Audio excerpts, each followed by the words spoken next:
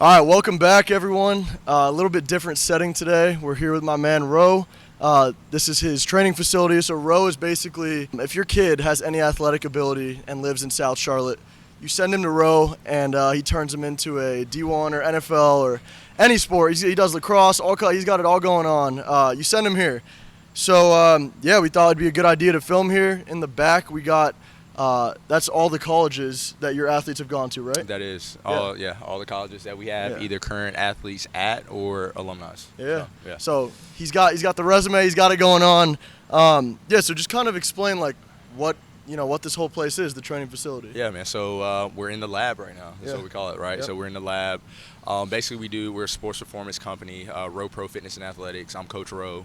We just pretty much, you tapped on it, but like we just get athletes better, right? So athletes come to us, whether it's from a speed, agility perspective, strength and conditioning perspective. We do our best to create that athlete tag, and then from there, you put whatever skill set it is, add that to it. So you get a lacrosse athlete, you get a football athlete, whatever that looks like. So Yeah. So like what motivated you to start this? It's crazy, man. I think it's wild. Coach Boone, shout out Coach Boone, quarterback country, North Carolina. Yeah, so we talked about this before. Like I didn't ask for this, right? Like I would be lying to say that when I was in college, this is what I always dreamed of doing. This is what I wanted to do. I feel like God just kind of pivoted my life a little bit, right? So I had the same dreams and aspirations as many athletes watching this have, like going to the NFL. I played football, graduated from Campbell, played corner. After my playing career, I played like a year of arena football out in Wyoming. And from there, it was cool. It was great, but there was just something kind of in me that I knew I wanted to kind of pivot and get out of it. I actually majored in biology, which a lot of my athletes don't know. And my goal was to be a physician, right? So to be like a physician assistant.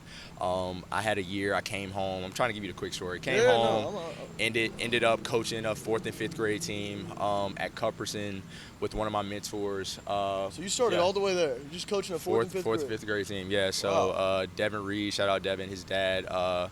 Coach Reed, he was like my karate instructor like way back when I was younger. So he was coaching. He was coaching Devin's team.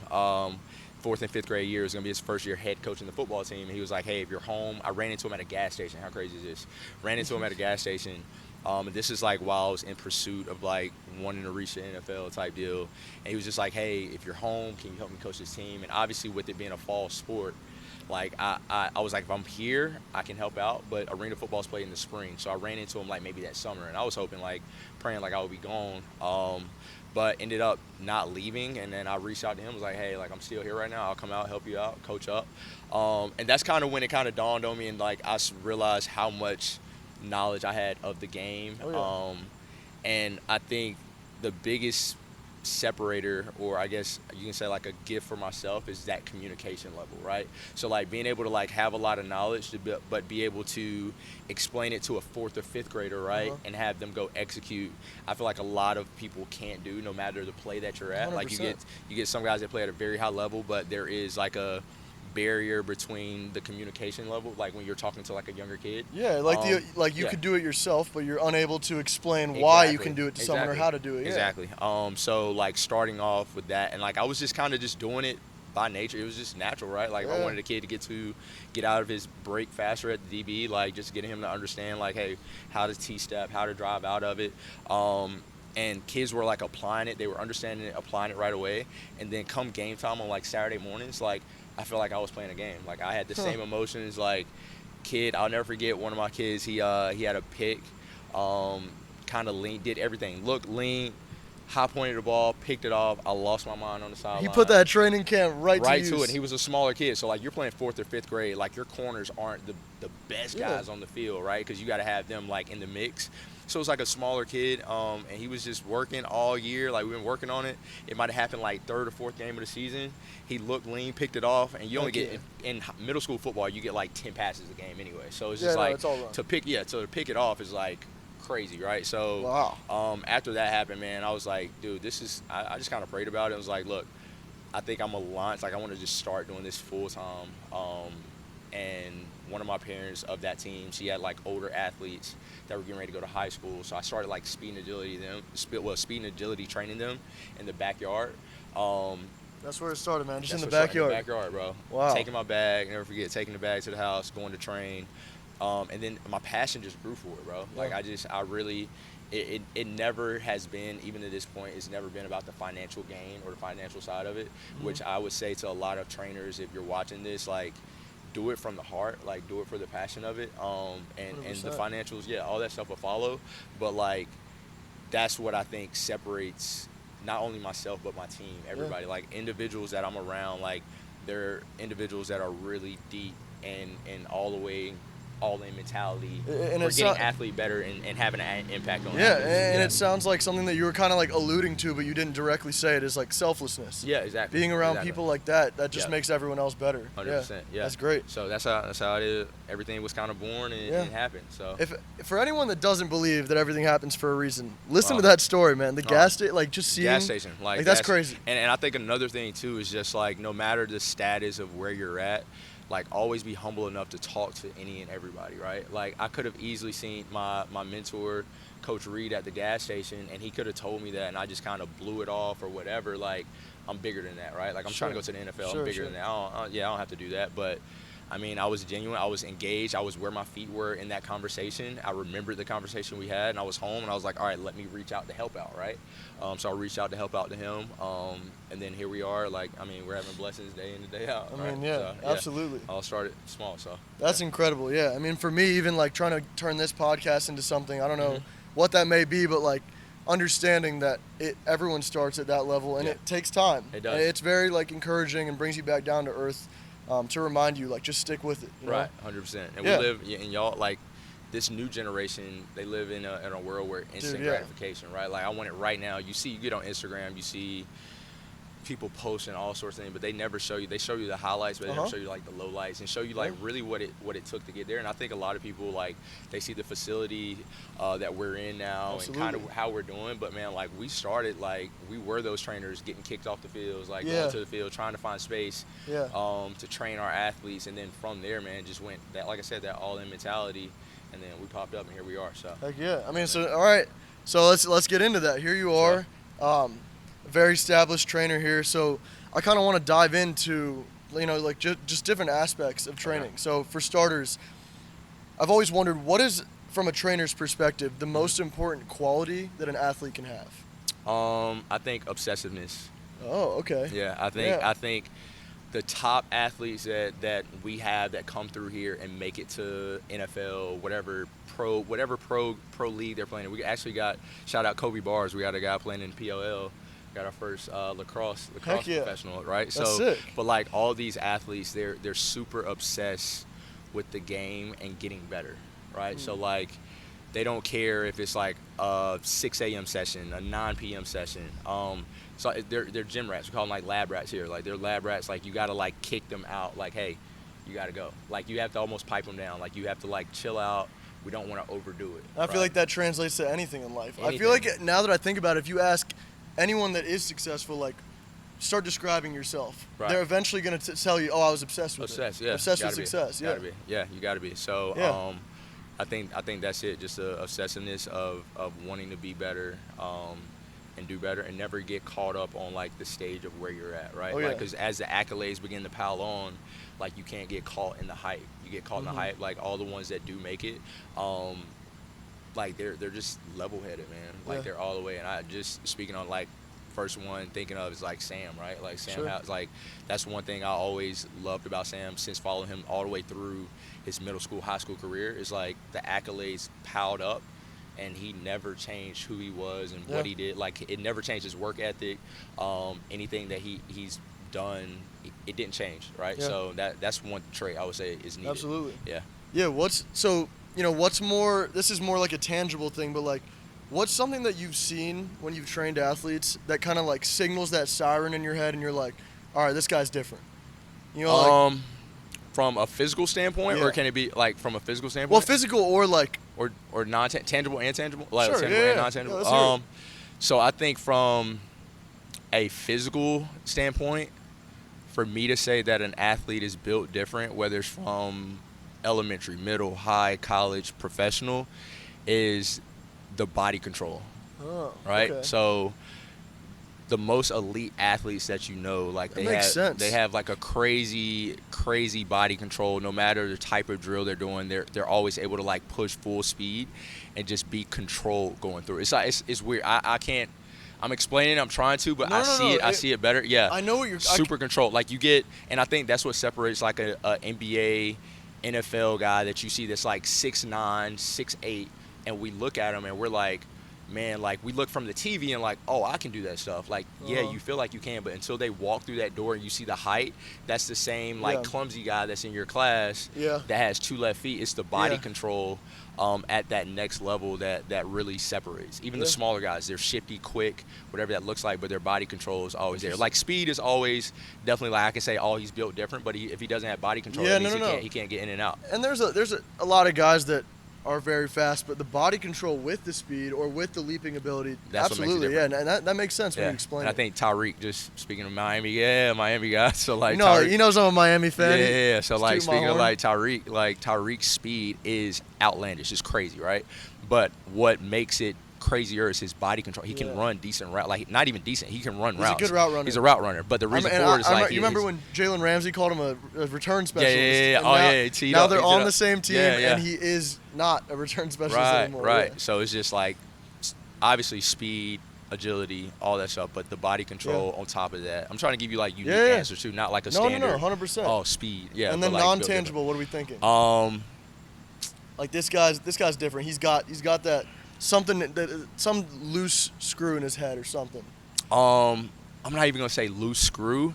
I think curiosity.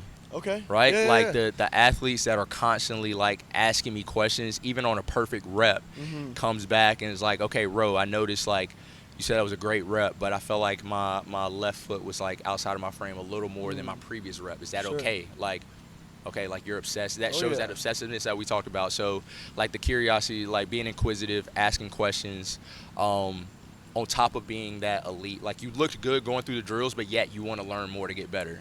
It's like how I would say, like, all right, you're like this athlete. You have both of those things. I'm like, you're built different because you always want to get better.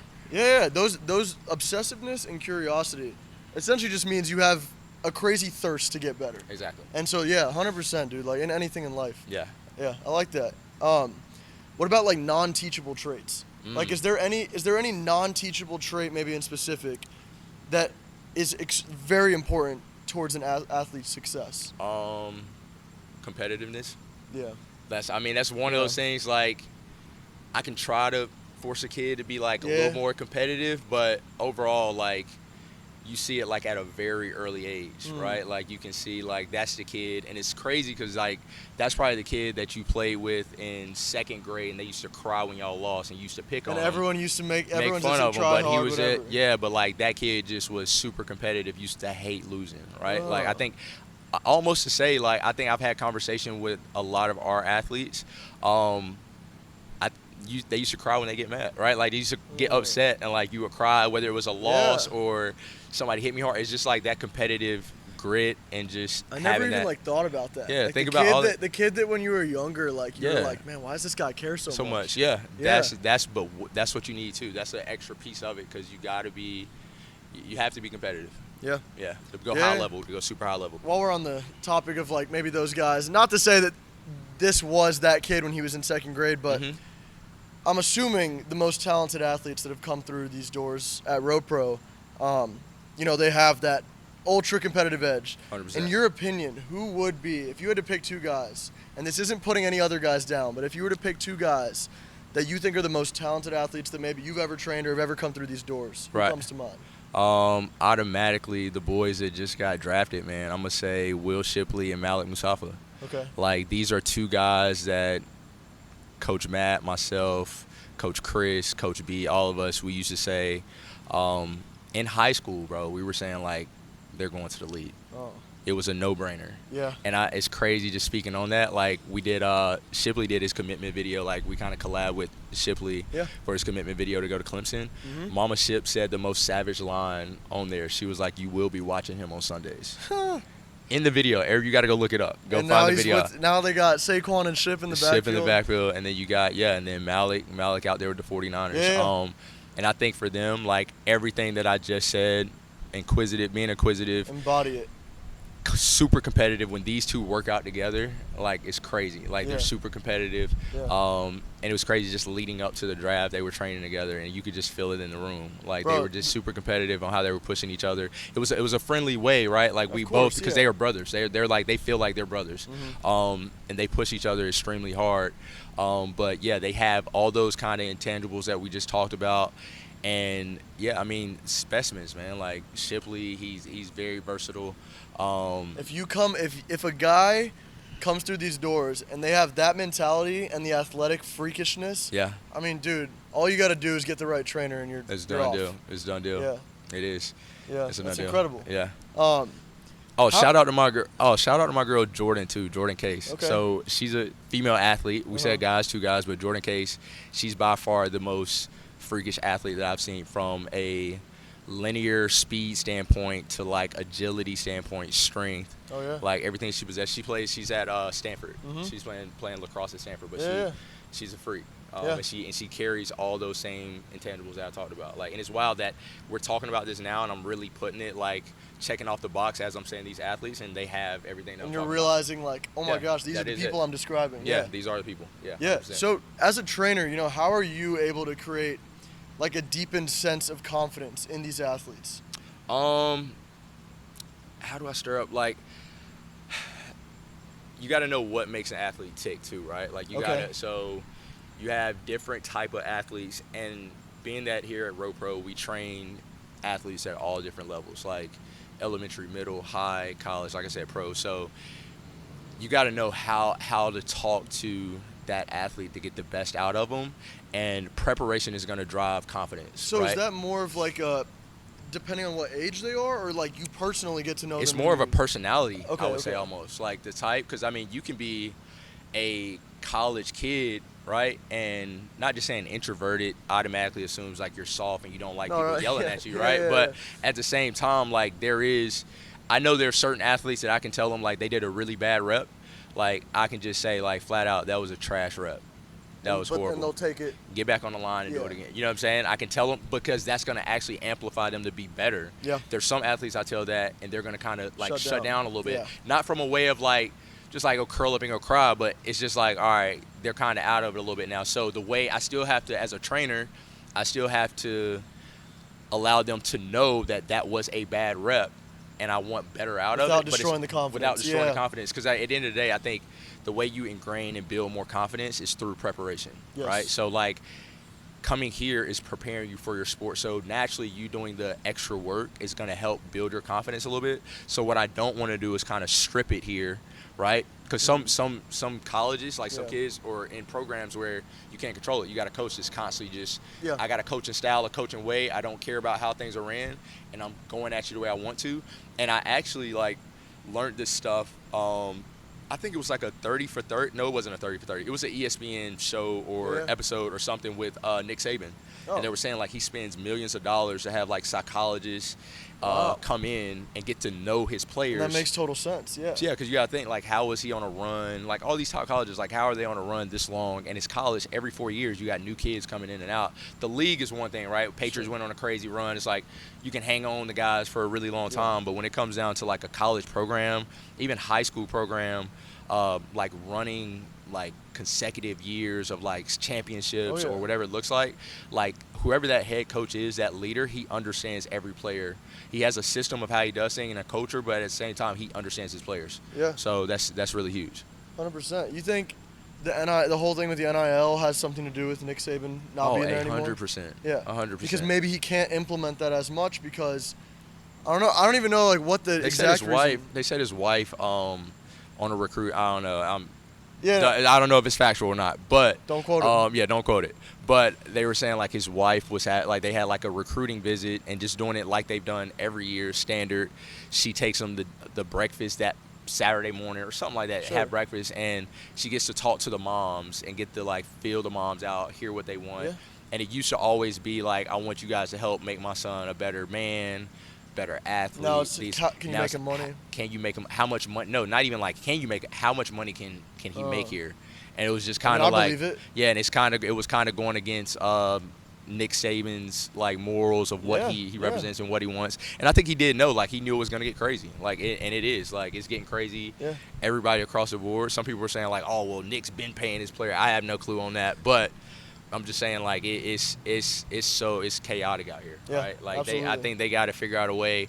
I think they should be able to get compensated for their play. But I think I there is, agree. yeah, I think there's a way that you got to do it. Bro, though. what if there was like a salary cap? Yeah, like Do you know what I'm yeah, saying? yeah, Like, it what should if be each something. what if each conference had a certain like, the SEC schools have $3 million to dish out to their whole roster, Right. and then the ACC schools have, I don't know, since it's a little 2.5, right? Right. Something like that you could regulate it. I don't know. And I think that would make sense. And I think too, like from that financial side, I know just talking to a couple of our players, like they do have like financial advisors available, and some of them are required to like meet with some people before they actually go about moving on with the deals. But I think it should almost be like a freshman seminar class for these athletes going in, like a financial class that they have to take tests on. It's Yeah. a full year semester, so it's like a full semester of it.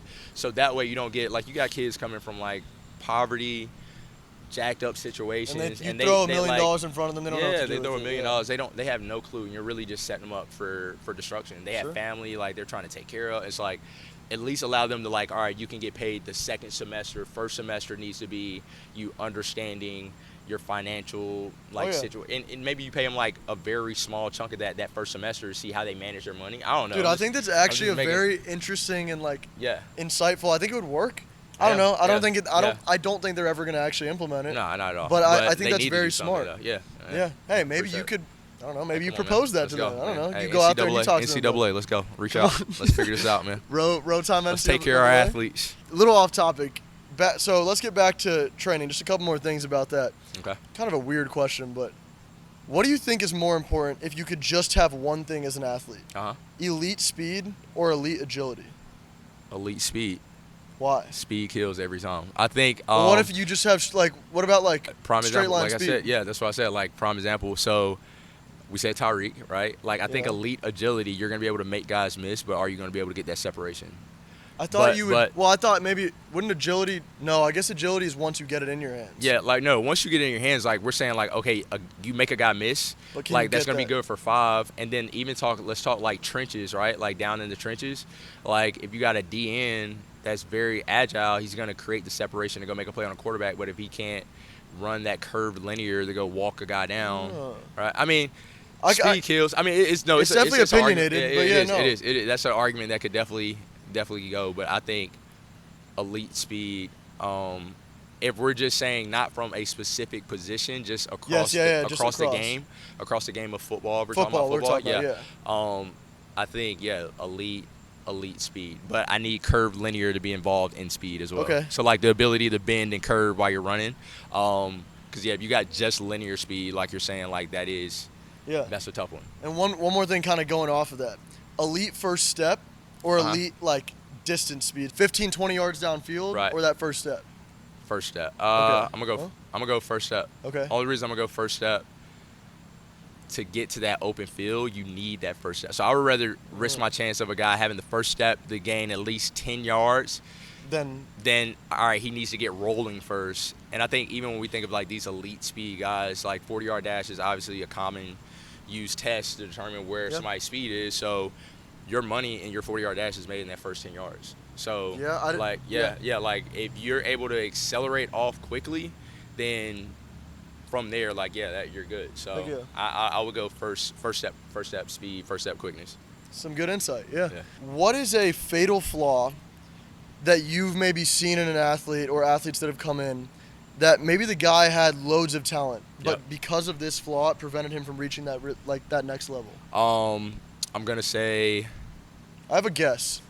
yeah, it's kind of spilling off like obsessiveness, like just contentment, like Oh, okay. just like thinking that you already have it, right? Like Okay. all Yeah. the guys that I can think of that are at high levels, at no point do they feel any sense of like relaxing, like thinking that, oh, I'm really that good. And you are though. Like if I'm the number 1 quarterback in the country, like you are that guy. Yeah. But they work as if they're last on the depth chart, like they don't have any stars or whatever that looks like. they work insanely hard, And because so that's the separator for talent. Like Yeah. we see kids all the time that have came through here or just in the South Charlotte area that has had loads of talent, like crazy talent. But they kind of get caught up in the fact that they have it. The They fact have that it, people like, see it. yeah. And they like that. And, it I always prevents say, that. too, like I love when our kids get their first offers Uh-huh. and when they commit, because that tells me the true character of who they are really quickly. do So you mean? meaning, so when you start getting offers, right, like you're grinding really hard because you want to get your first offer, right? So I'm grinding really hard. Say the first P5 offer comes through, you get a big offer. Now from there is nothing stays the same in life. Nothing stays the same, right? Yeah. It either gets better, it gets worse. Yeah. Then basically what happens, either that athletes gets more hungry and understands what they have to do to go play at that school. Like, okay, I understand that I'm a D1 caliber player. Now let me go grind and work hard so I'm ready to play when I hit the locker room. Yeah. Or they kick their feet up, like I've accomplished that, and it's more of a sense of like the book is closed, not the chapter is turned. That's a good way to put it. Yeah. So That's yeah, a good- and then when you very commit, it's the articulate. same. It's the same way. I think Yeah. from the standpoint of once they sign their letter of intent, everybody's hyping you up. That's your senior year. You're at the highest level ever that you've played, and here you are. You're about to go to college and get knocked off the pedestal and about to just be a number in the locker room. Oh, yeah. And all summer, your freshman, like going into your freshman year, you've been just going out catching balls or whatever. You haven't been grinding, right? Like, so that's what I see. I think the contentment or relaxation of just thinking that you've made it is what hinders a lot of athletes from being able to play at that next level who possesses the talent to make it to that level. And a lot of them, once they hit the locker room, they don't make it because now once you get in the locker room, when talent sees talent no longer matters. You get what I'm saying? Yeah, so no, so that's like I very much so see like what we you're preach to our athletes like the importance of recovering, stretching, eating healthy, hydrating. Like some of it goes in one ear and out the other with some athletes because guess what, Ro, it's not affecting my play right now. Like I can go eat a bag of chips, drink a soda, and still go put up 3 tutties on the top team in the state. Exactly. But then when you hit your locker room at whatever Power 5 school you got, now every kid in there, like I'm just making it up, you're a receiver, like you're feeling great because you can catch a OBJ catch 8 out of 10 times, like on your high school team, and the nearest receiver to you that can do that can do it like once. And now it's a bunch of you. It's a bunch of you. Now, how are you going to separate yourself? How are you going to separate? And if you fail to do it, then you're the fatal flaw. Going to practice the next day, having the legs to run routes just as hard as you did the day before. Absolutely. Like, because the room for error once you get in these college locker rooms is very slim. Like you cannot mess up because like we're saying, like there's another guy right behind you that's ready. It's the most cliche but true statement. It is. He's ready, like and waiting for you to mess up, and understands that once he gets it, then he's grinding to try to keep it. So it's crazy. Oh yeah. Yeah. What's the biggest training myth? Biggest training myth, I think, is strength equals speed. Strength equals. So strength doesn't directly equal speed? You're saying?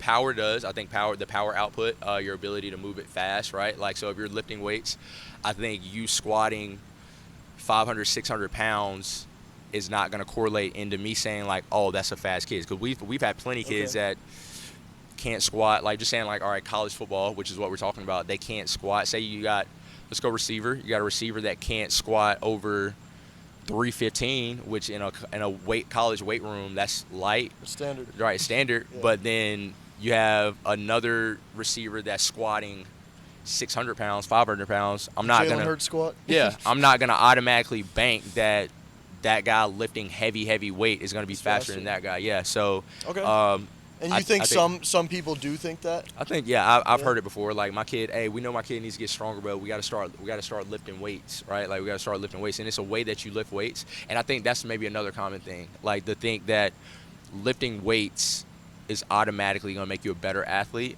I think it's the type of regimen and how you're lifting and moving the weight that makes you a better athlete. Because we get some kids that, like, once they're able to lift, they start lifting like a bodybuilder. They do arms this day, they're doing back this day, they're doing legs, they're doing chest, right? Whereas, like, you're an explosive athlete. All right, so I'm going to take it a step further then. If you were to just have to isolate one drill or one lift for an athlete to improve across any sport, what would that one drill be? This is where it's tricky just because you're saying one drill. Yeah. Like, you know what I'm saying? You want to compile a couple. But if I got to go one drill, absolutely one drill, any sport, for any athlete, Yep. I'm going resistant band pulls. Okay. Why resistant bands? I think it's gonna work the power output. Depending on the cadence of your turnover, it can work foot speed, right? Like your ability to have quick feet. Yeah. I think just the posture of having like a really nice power line on the backside, like your posterior chain. Yeah. Right. You're gonna be firing. You got the big boy training Come on words now, coming out here. I'm trying to bring them out. Quads are gonna get a little touch in there too. Yeah. Definitely gonna help with your speed. Like I said, from a quickness standpoint, the twitch will be there a little bit. Oh yeah. We're gonna be in trouble with the change of directions, but you know what? I said elite speed was number one anyway. So yep. We'll figure it out. Yeah. That's tough though. No, that was a really I mean, tough question. I would love to know. Obviously, there's not ever going to be a world where you can only perform one drill. One drill. I go bandit. Yeah, I'll go bandit. Bandit sprints. And then you can vary from the resistance amount, right? I can go a 20% day, 30% day, right? So it's a little bit of a loophole day. in the system in the one drill thing. Right. It technically can be multiple with change in resistance. Give me a band. That's it. Just give me a band. Give me a resistant band. So before I let you go, I would love to have some advice as someone who's also trying to get this channel up to something, hopefully to be a business owner. What advice would you have to anyone that's trying to start a small private business of their own? And what do you think is the most important thing that somebody in the beginning stages has to understand? I think you have to understand sacrificing Okay. and being disciplined, which I feel like that can play hand in hand. Yeah. Right? So I think starting off, so you're saying like a business owner, right? So technically, I think the biggest facade or just fake that people think is real is that, when you own your own business, you get to make your own hours. I thought that was that was true. No, I mean, early on, no. Later on, potentially, right? Okay, sure. The reason I say that is because, if you're starting off and from the ground up, this is from the ground up building your business site, right? So you don't have, and I'm just saying say you don't have the finances to put behind it crazy to go hire your team and make it, which is normal. You're really just all right, I'm understanding everything, how everything ticks. You're working your social media, you're the actual person selling the product or the service or whatever that is. You gotta go out and network. So you don't have all these teams, right? So sales teams, everything. So I think you have to start off being disciplined with your schedule, or devoting time to doing whatever you decide to do, right? So every day I'm gonna spend an hour networking to people. You got to be disciplined. So rather than just understanding, all right, this is my goal, I'm just gonna do a bunch of things and just every day I'm just gonna put in 8 hours. It sounds like you're explaining that you should have a set thing of what you're doing every day. Set thing of what you're doing every day, but at the same time, when you're starting your own business, yes, 8 hours. You're saying 8 hours, but guess what? Something may happen. There have been plenty of times, not even exaggerating, I've pulled 14-hour days. Believe it, yeah. It's crazy, sickening hours, but it's because at the end of the day, it's yours too. So when you start your business off, it's equivalent to having a baby, right? Yep. I mean, that's how I viewed it. So which is crazy because when I'm saying that analogy, all right, your baby, you're birthing this podcast, you're starting, you're nurturing it, you're building it up. Absolutely. So when you when you have a kid, I got a daughter, she's 3. So when you have a kid, when they're in those early stages, parents don't get sleep, right? The world doesn't say anything about that. That's not frowned upon. We know when you have a newborn, you're not gonna get sleep. So if there's some days where you did 8 hours, but you feel like there's more that you could have done that day, you throw in those extra 4, those extra 5, 6, whatever. It's gonna be. You may have to sacrifice sleep. And nobody cares. Nobody cares. Nobody feels bad for you. But society's gonna tell you if you go tell your friends bro, I was up working on this podcast. I woke up at 6 a.m. I didn't finish this. I had a couple breaks and I didn't finish until 1 a.m. and then I woke back up again at 6 p.m. and repeated it. And I did that a couple days in a row. Your friends are gonna be bro, you're wilding. That is so crazy. But guess what? Now in the scenario, as you get older, you have a kid. Man, I had to get up with the kid at 6, and then nobody bats an eye. No, nobody says any bats an eye. Just that's part of parenting. But being an entrepreneur, that's part of being an entrepreneur. Being a business owner is being willing to sacrifice those hours, whether it's sleep. And the one that LeBron said that hurt me so bad, that was so real. Do you know what I'm saying? You know what I'm about to say? Was the one on that podcast with him and JJ, and he was bro, you're gonna have to sacrifice loved ones. I did not. I probably watched about 30 minutes so far, but I did not see that. It was one.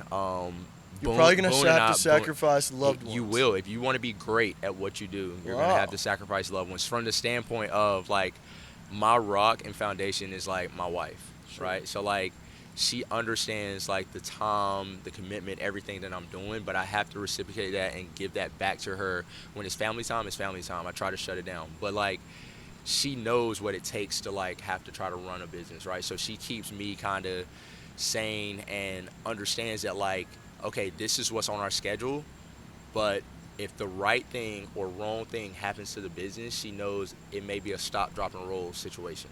Where it's like, okay, we're going out as a family to grab ice cream Friday night at 6. You get a call, hey, somebody's at the facility looking for Roe. Something happened. I'm just making something up. Some type of fire you gotta put out. Some fire that you gotta put out. But that's hard. Like, that's technically, like, you're sacrificing your loved one, which a lot of people, like, listening to this, if they're not entrepreneurs or, like, have that mindset, it's gonna, like, I'm not even gonna say entrepreneurs, but, like, a strive for crazy greatness mentality, you're gonna feel like that's completely selfish, that's so stupid or whatever. But that's literally the separator between you and somebody else, because there's somebody that's crazy enough that's going to take that other option every time, and then now you're going to get distracted a lot, because life happens, and it's going to be a lot of times. I've had plenty of cop-outs where, like, I can't get up early this morning, I got to do this, or I got to go do this for such and such or whatever. It's a time that you have to prioritize it, right? Like, family, like, everything, like, prioritizing your schedule is, like, one of those important things. So that the sacrifices, I'm not going to say you're going to completely void them or, like, rule them out, but you can help yourself out by having a solid set schedule. Like I said, like the ice cream thing, or just going out, right? Like, having it on my schedule as opposed to, like, just living just freely and just rolling with the flow every morning. Like, I check my schedule every night. Like, on Saturdays or Sundays, I'll check out the full layout for the week to understand, like, almost like visualizing, like, a quarterback or a athlete would do for, like, a game, right? Sure. All right, I'm going through the game situation, the scenarios, what it's going to look like this week. All right, what chaos can I have here or there? Because no matter how well you prepare to, just being an entrepreneur for you, you're going to have audibles that have to happen. Absolutely. And I think life changes like that. Yeah, and I think the 100%. Having the combination of being able to be very well organized and being able to work under chaos or conflict, like just conflicting schedule or whatever, that's going to make organize yourself every week, every day, have that organization, but understand that if that split second thing happens, just deal with it. You got to be able to pivot. Yeah, you got to be able to pivot. Yeah. It's what is that? Is that Darwin? Darwinism? I'm not sure. What is it? Darwin? Oh, you're talking about natural selection? Not natural selection. What's the other one? It's not the strongest animal. It's not the strongest or faster or whatever. It's the animal that can adapt. Have you heard of that one? It's one of them. It's one of them. You're the one that studied bio. You probably learned that. No. It's like I can't even remember off the top. But it's like in nature, it's not the strongest of all species or whatever. It's the one that can adapt. Natural selection. Natural selection. Yeah. Oh, that was natural selection. I think rookie boy. Bro, I thought you majored in biology for rookie. Yeah, but that is natural selection. So, like, bro, so just started intricately explaining what it was. No, it's not that. It's not that. But that's so real though. I think it plays a part in just life for us too, right? Like, you have to be able to adapt, and a lot of people that are super organized can't adapt. And those are the companies that succeed. The ones that, like, as the trends change, you quickly, like Instagram, bro. Think about it. Instagram started, you could only put photos. Yep. Then they added videos once Vine started doing that. Then they added Reels when they saw TikTok doing it, and they're still around. That's it. So, 100% everything. You gotta be able to.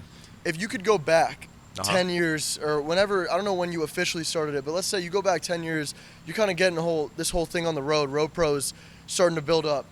What's something you wish you could just go back and tell yourself 10 years ago that really would have helped your 10-year ago self? I think of the understanding that is going to be very hard, right? Like, I think when I started off, I think I kind of was very naive to business from a standpoint. I majored in biology, so I just kind of figured, like, let me go get an LLC, start a business. I'm going to train kids and impact kids and just be a great coach and trainer. And I'm trying to figure out that whole thing right now. Like, do I get an LLC? Do I have a website? How do I get in the business part involved? Like, I think for me, you have to know how you're wired. Give me some advice, man. I think for you, I say you do it, because the more you're all in, and Sure. you are an athlete. Like you are an athlete. Like Yeah. you play Yeah, soccer. I Right? played my whole life. Yeah. Your whole life. So you Yeah. know that mentality. Like the more all in you go, the more harder it's gonna make you go. Right. So like from the standpoint, you get an Okay. LLC. You know you got money in on the LLC. You got a website. Oh, now Now you invested something into it. You I'm gotta in. go I'm for all it in. now. I'm all in. Bro, I'm you in know the what's deep end. crazy? What's up? When I was making the decision to really go all in on this channel and Right. really try and turn it into something special, I called, I know like 3 or 4 people that have really built their social media channels, and they all gave me the same main piece of advice. It was don't have a plan B. Right. Just Go. go all into it. Go. Because the second you allow yourself to understand there is a plan B, Yep. you falter. Yeah. Right there. People ask me all the time when I was starting off, like, hey, so like I was training their kids in the evenings, like 5 or 6 o'clock, and they was like, hey, what's your full-time job, or what do you do before? And I'm like, Yeah. I'm all in. This is it. Like, And there that's is when no. that's when you were smaller. That's when I was and smaller. so, dude, yeah. what I'm trying to get myself to understand is like right now when people are asking me like, what's the main thing you're working on right now? And I tell them this channel, and maybe they check it out and they're like, bro, you have 500 followers. Yeah. What do you mean this is your Right. main thing? And like it's embarrassing a little bit right Yeah. now because Man, you're listen, stuck that there. kind of just gave me chills because I remember like telling my friends back when I was coming up, Yeah. like I'm training. Oh, I got a sports performance business, and like I only got a couple kids, and just like that's what I was saying. Like people used to literally ask me, like it was almost a spit in the face, like, hey, Dude, what's I your hear you. I've been asked it. what's your real job? I had people literally probably ask me that. And at dude, times. you know what's crazy? You Yeah. majored in bio, Right. And you were aspiring to be a pro. Yeah. 2 things that people would view as Right. better than that. I'm Right. majoring in engineering. Right. And people are probably like, why is that not your main focus? Right. Engineering. And Right. I'm like, bro, like I want to make this something special. I will say this too, like when you're chasing what you're doing now, especially, and I can already tell, like you're passionate about this. Absolutely, I've seen the stuff you've been doing. Like you love doing this. The love for it is way more important than the dollar amount what you can make being an engineer if your love isn't there. Bro, so like I think people yeah. and it sucks because people are like, oh, why would you tell this young kid this road? And that's a excellent career, but if he wakes up every morning, hates his job, hates everything about it, and regrets that he didn't how take the much chance money- to yeah. do that when he had the chance. had the opportunity. Like I think you chase what you love, and like I said, I think the finances will follow behind it, and be a good person. You know what I'm saying? So Yeah. I think What comes around yeah, goes around. Yeah, what comes around goes around. So I think for you, like, and anybody else that's listening to this, like an inspiring entrepreneur or whatever, like yeah, like chase your dream. Don't listen to any, and I think this is what helps me too to continue to build, and like as myself and the team, it's like I don't care what people say about me respectfully, Dude, like yeah. good and bad, because like I remember when we were starting off, like I remember so we started off in a small like 900 square foot building Yeah. in Waxhaw. It's like a little Remember you dance telling studio. me this a while yeah, ago, yeah. little dance studio. I'm not gonna name this guy or the father. Kid doesn't train here anymore, but I remember him.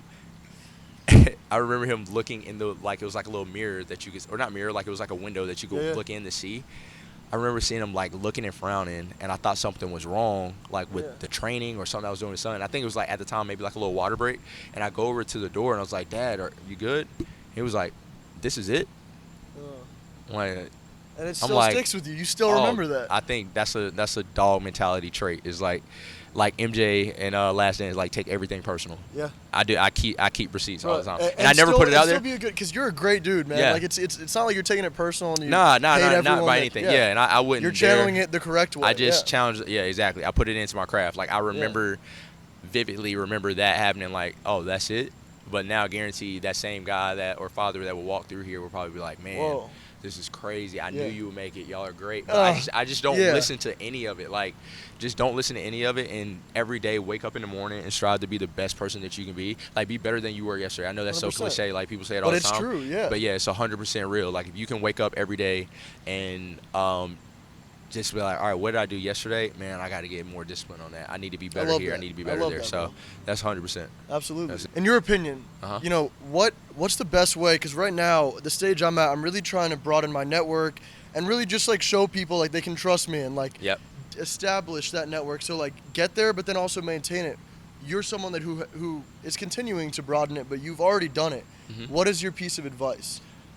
I think just you got to be, it all comes back to being a good person. Be you. Yeah. Like, I feel good energy here. Like, I feel like you're a great guy.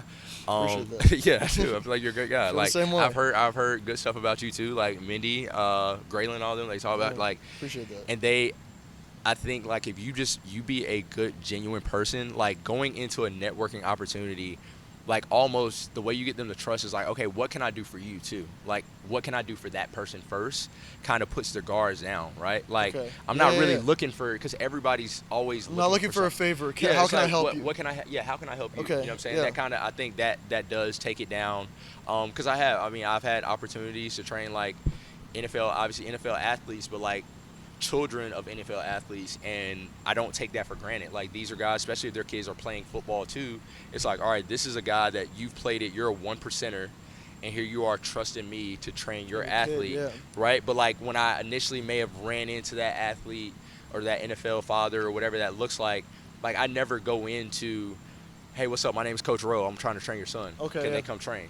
I just kind of like, if I see the engagement there, like the networking there, I Just just be kinda, true. just Be be true to true. yourself, Just talk yeah. to them like, hey, love your career, everything that you did. Yeah. Like I'm just talking to you, right? Like I'm just generally, and like even for me to throw out Row Pro, that may not be the time to really throw it out, right? Yeah, Like you got to know absolutely. your settings, what's going on. Absolutely. Because sometimes, and some people may feel like from a sales perspective, right? Like, oh, that's horrible advice. You sell it every time. Yeah. And it's just like at the end of the day, like you're not. I'm not selling what I'm doing. Like I'm trying to impact these athletes. I'm trying to make an impact in the world. So it's kind of like I'm gonna bring that about when the time is right. Like if I see it, like if you tell me your son is like struggling with speed stuff, I still may not. I may just give you a piece of advice to let you know that I know what I'm That talking I know about what from I'm a talking about. speed perspective.